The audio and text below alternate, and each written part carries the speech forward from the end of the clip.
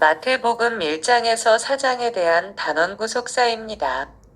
제목, 왕의 준비와 하나님 나라. 마태복음의 서두를 여는 이 부분은 하나님께서 구약에서 아브라함과 다윗과 맺은 언약이 어떻게 이루어지는지를 우리에게 보여준다. 그 온전한 성취가 이곳에 모두 나타나지는 않지만 본단락을 통해 우리는 그 모든 언약이 완성될 것을 예지할 수 있으며 이 암시와 예고는 우리로 하여금 하나님 나라의 임박성을 깨닫게 해준다. 이에 대해 먼저 본 단락 전체에 나타나는 구속사적 의미를 상고한 후에 각 장의 구속사적 의미는 장별 구속사 강해에서 살펴보기로 하자. 이 부분은 예수 그리스도를 메시아로서 명확하게 확인하고 그분이 어떻게 하나님 나라의 메시아로서의 사역을 위하여 준비되었는가를 보여줌으로써 예수 그리스도가 바로 구약에서 예언된 모든 것의 성취임을 드러내고 있다. 그래서 1장에서 4장은 줄곧 예수 그리스도가 하나님의 아들로서 역사 속에 주권적으로 개입해 들어오신 왕이심을 강조하고 있다. 특별히 1장과 2장은 이 왕의 족보와 출생 및 유아기의 사건들을 통해 이분이 바로 구약의 예언을 성취한 분이심을 강조하고 있으며 나아가 3장과 4장은 5가지의 증거를 통해 예수 그리스도의 왕권을 밝히고 있다. 그 각각의 내용은 다음과 같다. 1. 1장에서 4장에 나타난 하나님의 아들, 콜론. 마태는 그의 복음서의 첫 번째 부분에서 메시아 예수의 인격을 중점적으로 다루었기 때문에 우리는 이 장들을 통해 마태의 근본적인 예수 이해를 살펴볼 수 있다. 이 단락에서 우리가 발견할 수 있는 것은 예수 메시아는 뛰어난 하나님의 아들이시고 그를 통해 하나님께서 그의 백성 가운데 가까이 오시고 따라서 그를 통해 구원의 종말론적 세대가 시작되었다는 점이다. 이름에 대한 다양한 표현들이 나온다. 그러나 킹스베리에 의하면 마태의 기독론에서는 하나님의 아들, 이란 칭호와 인자라는 칭호가 가장 중요하게 취급되었다. 전자는 예수의 신분에 대한 뛰어난 표현으로 후자는 예수의 사역과 재림에 대한 뛰어난 표현으로 각각 사용되었다. 그러나 이 중에서도 하나님의 아들, 이란 칭호는 주의 재림에 관한 사건을 제외하고는 거의 모든 예수의 사역, 곧 그의 선교 사역, 순환, 높아지심 등에 중요하게 사용되었다. 물론 그 외에 다른 기독론적 칭호들도 본서 안에 나타나지만 마태는 그 모든 칭호들을 하나님의 아들, 이란 칭호와 연관하여 사용하였다. 예를 들면 임마누엘, 이란 칭호는 하나님의 아들, 이란 칭호에 포함되는 표현이며 메시아라는 칭호는 하나님의 아들, 이란 칭호의 한 특수성을 나타내는 칭호이다. 아브라함의 자손, 다윗의 자손, 유대인의 왕, 종, 이란 표현들도 하나님의 아들, 이란 칭호의 한 특수성을 나타낸다. 또한 주라는 칭호도 본서에서는 메시아, 다윗의 자손, 하나님의 아들, 인자 등의 칭호와 관계되어 그 보조적 칭호로 사용되었다. 먼저 마태는 예수 그리스도의 기원에 대해 말하는 서두의 족보 기사에서 아들됨, 이란 주제에 초점을 두고 있다. 1장의 계보에는 예수 그리스도께서 다윗의 자손 되심이 명백히 언급되어 있는 반면 그가 하나님의 아들 되심은 직접 언급되어 있지 않다. 그러나 계보 후반부에 하나님의 아들 되심에 대한 암시적 언급이 나타난다. 즉 1장 16절 하반절에 보면 에젠네데라는 수동태 동사가 사용되었으며 이것은 예수께서 하나님의 특별한 행위에 의해 나시게 되었다는 뜻이다.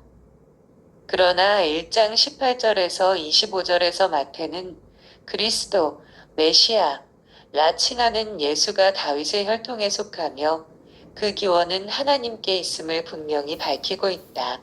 특별히 21에서 23절은 예수가 하나님의 아들임을 분명하게 보여준다. 이는 하나님의 아들이라 불려질 자는 다윗의 자손으로 온다는 예언과 일치한다. 따라서 1장에 나타난 그리스도의 족보와 출생을 통해 마태는 다음과 같이 말하고 있는 것이다.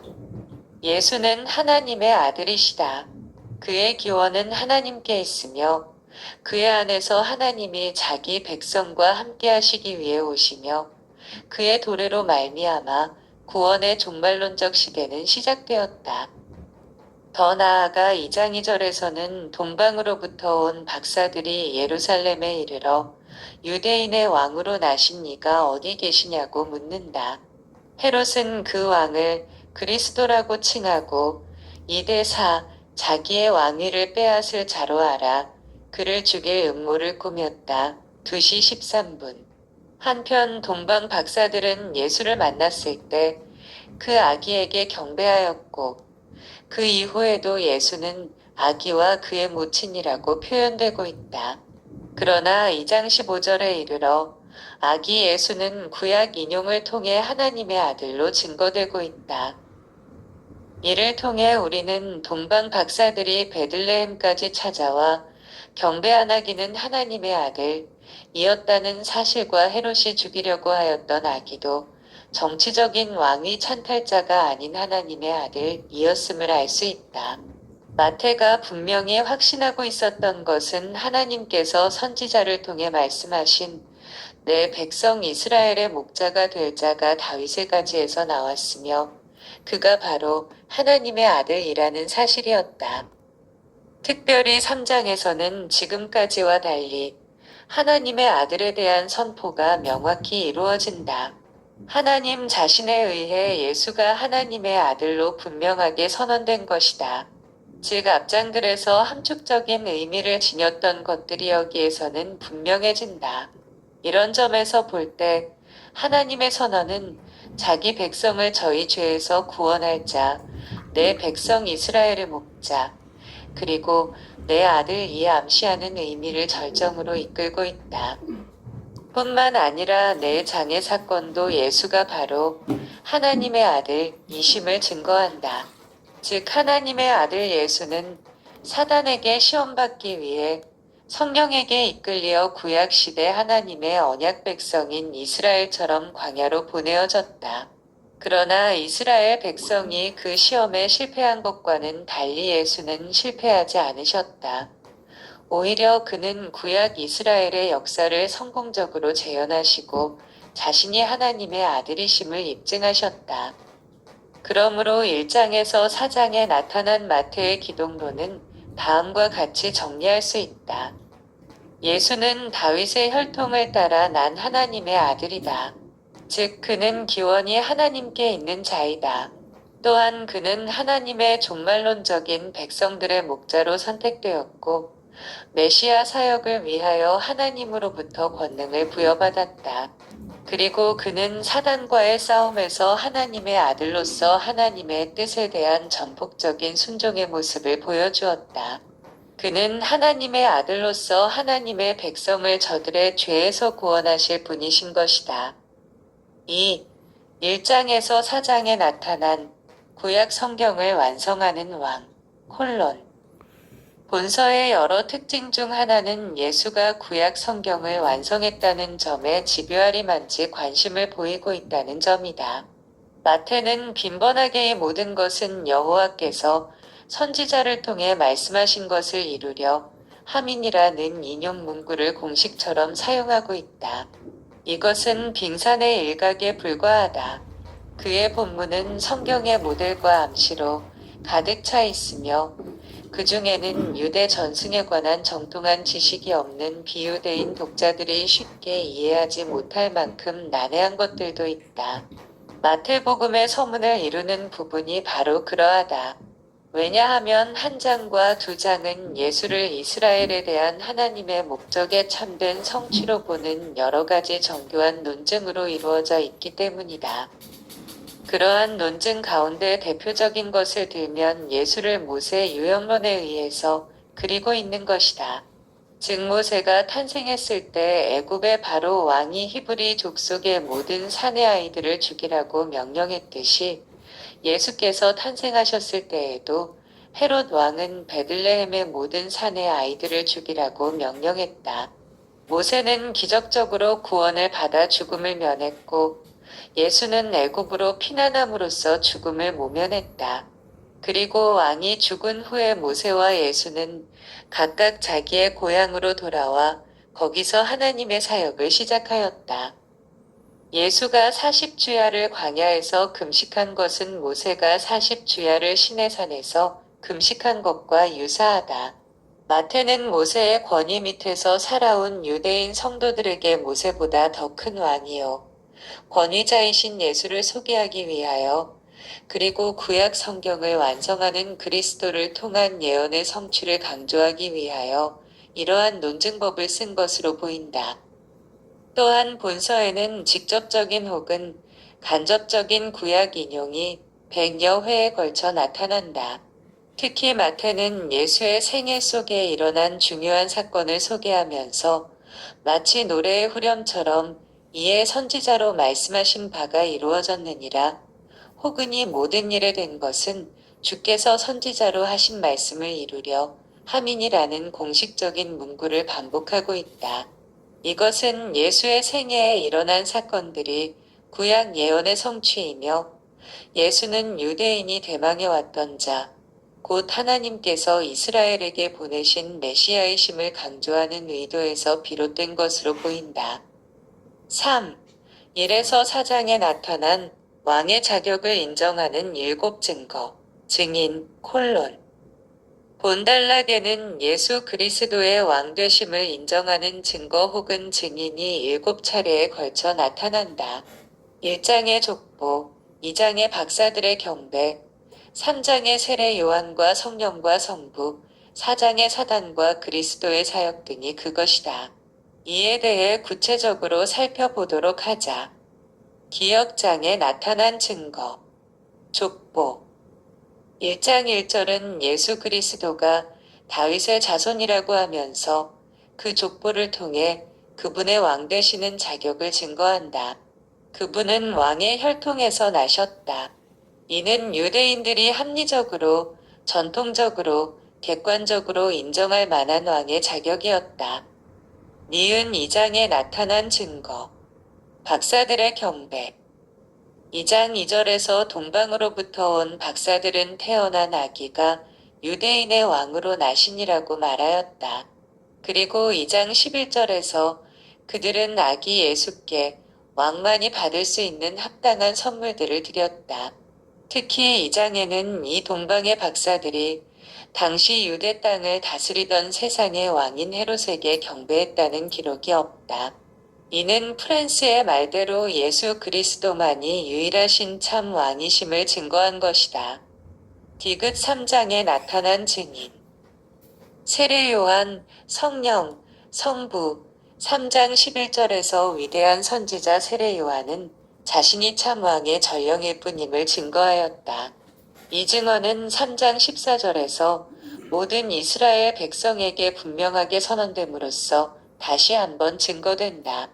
세례 요한은 세례를 통해 그의 민족으로 하여금 왕 되신 예수를 맞을 준비를 시켰고 예수는 그 민족에게 자신의 왕 되심을 증거한 것이다. 마태는 또한 하나님의 성령이 비둘기같이 내려 예수 그리스도 위에 임하시는 것을 보았다. 그리스도도 그것을 보았고 요한도 그것을 보았으며 또한 그 곁에 있던 사람들도 이것을 보았을 것이다. 이것은 예수 그리스도의 공적 취임을 나타낸다. 이사야에서 예언된 대로 주 여호와의 신이 그에게 임하신 것이다.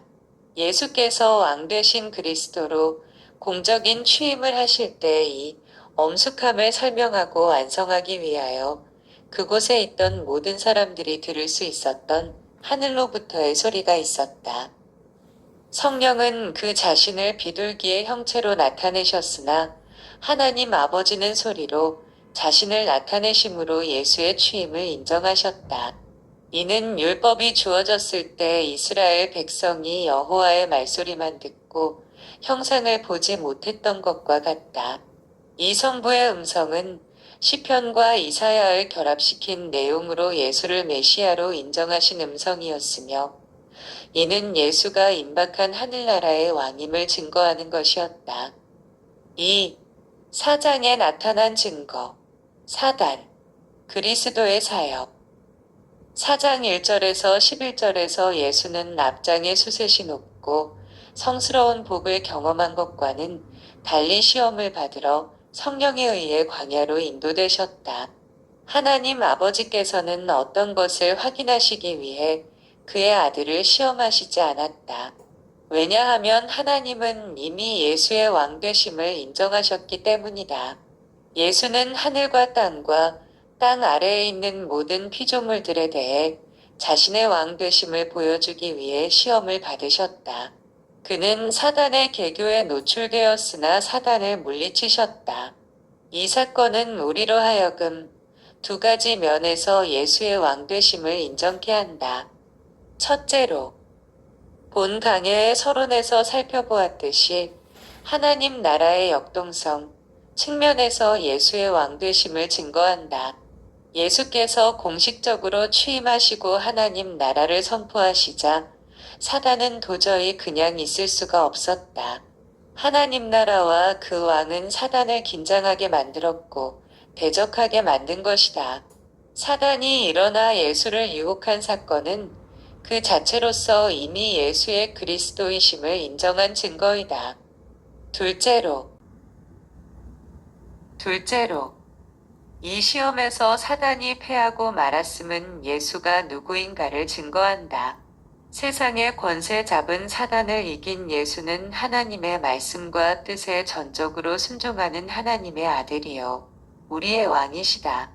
이는 예수가 세상, 권력이나 사단에게 몰리고 쫓기는 거짓 왕, 나약한 왕이 아니라 진정한 왕, 하늘나라의 왕이심을 증거하는 것이다. 따라서 사단의 유혹은 사단의 본래 의도와는 달리 예수의 자격을 가장 본질적으로 인정하는 증거가 되어버린 셈이다. 셋째로, 예수 그리스도의 능력 있는 사역들이야말로 예수 그리스도가 흑암을 이기는 왕이요, 사망을 이기는 왕이심을 보이는 가장 확실한 증거이다.